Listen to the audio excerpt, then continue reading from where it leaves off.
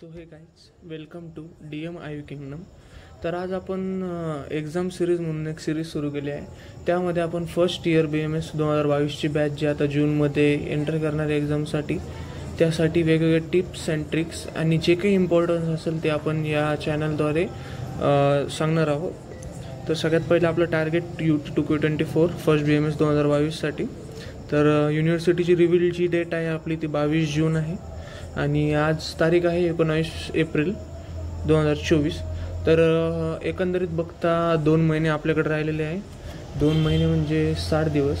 तर या 60 दिवसांमधले आपल्याकडे खूप तर 15 दिवस हे आपले टाईमपास किंवा completion and all university form वगैरेमध्ये जातात. तर त्यामध्ये आपल्या हातात उरतात 45 दिवस.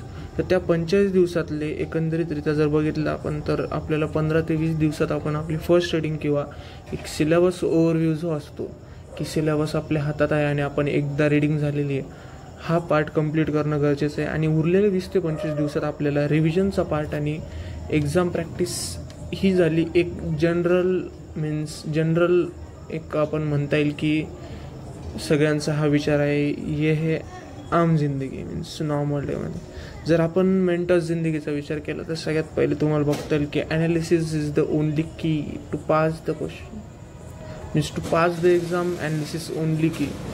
जर आपलं ॲनालिसिस बेस्ट असेल तर आपण एक्झाम एकदम स्मार्ट वेने पास करू शकतो. तर सगळ्यात पहिले आपल्याला ॲनालिसिसमध्ये बघायचं. ॲनालिसिस मीन्स ओव्हरऑल आता NCSMने जे आपल्याला सिलेबस दिलेले आहेत तर त्या सिलेबस कॉपीनुसार आपल्याला स्टडी करायचं आहे.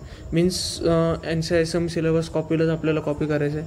त्यामध्ये must to know, desirable to know and nice to know असे कॉलममध्ये आपल्याला दिलेले आहेत. तर त्यानुसार आपल्याला स्टडी करायचं आहे. त्यानंतर SAQ, MCQ, LAQ यानुसार आपल्याला चॅप्टर जर आपण पहिलेच चॅप्टर वाचण्याच्या आधी जर बघितलं तर आपल्याला सोपं जाईल. आणि मेन म्हणजे आहे आपलं ते तर ब्ल्यूप्रिंटमध्ये कोणत्या क्वेश्चन हा कोणत्या चॅप्टरमधून येणार आहे, कोणता SAQ कोणत्या चॅप्टरमधून, कोणता LAQ कोणत्या चॅप्टरमधून, यानुसार जर आपण ॲनालिटिक स्टडी ज्याला म्हणतो आपण ॲनालिटिक स्टडी जर केली तर एक्झाम पास करणं हे खूप सोपं आहे. And that is the best trick means analysis is the best.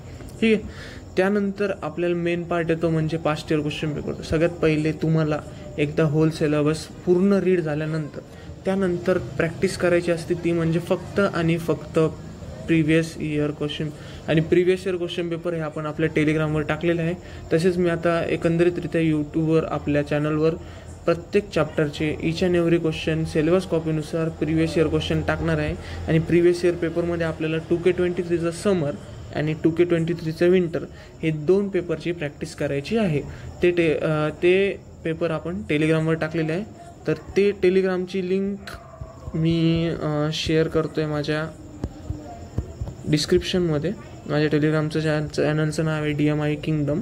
So त्याची लिंक आपल्याला डिस्क्रिप्शनमध्ये भेटून जाईल. त्यानंतर नेक्स्ट व्हिडिओ आता व्हिडिओची सिरीज चालू झालेली आहे. त्यामध्ये आपल्याला नेक्स्ट व्हिडिओ माझा येणार आहे की आपल्याला ॲनालिसिस कसं करायचं, जी सिलेबस कॉपी ते सिलेबस कॉपीचं ॲनालिसिस कसं करायचं आणि त्यामधून क्वेश्चननुसार आपल्याला स्टडी कसं करायचं हे नेक्स्ट क्वेश्चन.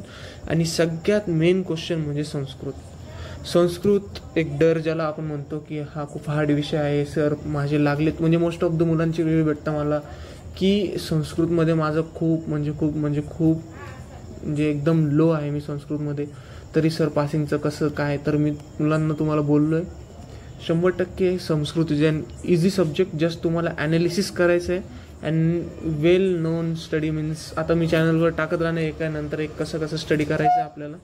तर स्टे ट्यून. तोपर्यंत नेक्स्ट व्हिडिओ राहील आपला how to read analysis the syllabus paper. आणि त्यानंतर आपण संस्कृतवर एक व्हिडिओ टाकूया ज्यामध्ये मी संस्कृतमध्ये सगळ्यात पहिले संस्कृत पासिंगला डिफाईन करणार आहे. त्यानंतर मी संस्कृत सिलेबसनुसार ओव्हरव्ह्यू देऊन संस्कृतची पासिंग ही किती सोपी आहे ते सांगणार आहे. आणि टॉपिक वाईज आपण एक चॅप्टर कव्हर करत जाऊ.